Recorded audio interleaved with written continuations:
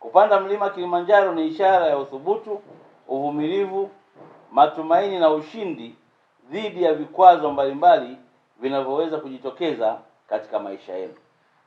Sasa katika wiki hii mmepanga mambo mengi. Mmepanga leo kwenda kupanda mlima Kilimanjaro.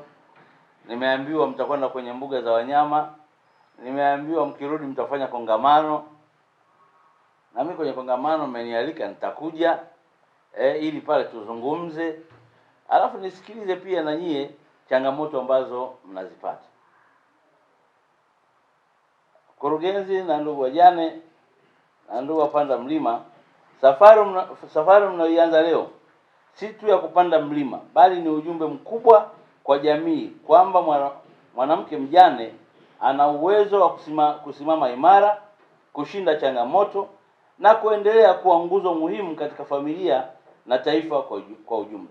Tukaona kwamba kwa sababu Juni ni mwezi wa wajane, huwa tunauita mwezi wa wajane sisi kama taasisi ya Tanzania Widows Association. Tukaona huu mwezi wa wajane tuweze kupaza sauti zetu kupitia mlima mrefu barani Afrika, mlima Kilimanjaro. Kampeni yetu ya The Kilimanjaro Widows Summit imebeba ujumbe wa andika wosia, kuepuka migogoro isiyokuwa ya lazima. Kuna migogoro ambayo sio ya lazima kabisa. Kama tu jamii itapata elimu, kama tu jamii itahamasishwa nini kifanyike ili kuepuka migogoro. Tunaona kwamba changamoto kubwa kwa wajane ni kwamba baada ya mwanaume kufariki inaonekana kwamba nyumba ya mjane haina sauti. Kwa hiyo mtu yote anaweza kaingilia ile nyumba akasema chochote, akafanya chochote. Tukasema hapana, hii haiwezekaniki. Basi ibidi wenza wapewe hii elimu. Wosia sio kama ni kwa mwanaume tu. Wosia ni kwa baba na mama. Hata ujumbe wetu unasema wosia ni wa baba na mama. Na wosia ni kujali. Kule Zanzibar tunafuatwa na sheria za dini. Kwa hiyo sheria za dini ndio zinachukua nafasi sana kwenye dini ya Kiislamu. Kwa hiyo hata hizo wasia pia nao ni muhimu, kwa sababu anapoandika mtu kisheria pia mahakama unaweza kuwa ukakubali kutokana na mwenyewe ameandika.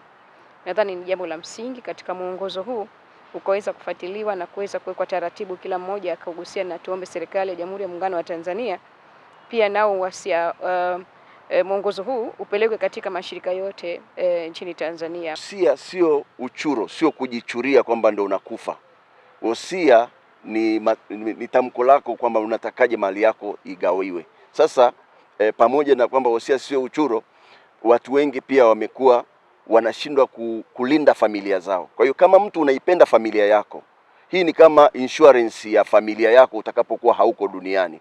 Sasa kama unaipenda familia yako, unapenda watoto wako, unapenda mke wako, ni vizuri sana ukaandika wosia wako. Mtu hata akiwa kwa mfano ana wake wawili alafu akawa mmoja ampendi, anapoacha sasa wosia asimpunje yule mzaliwa wa kwanza kutokana na ya kwamba labda hampendi mama yake, labda anampenda yule mama wa pili, mama mdogo.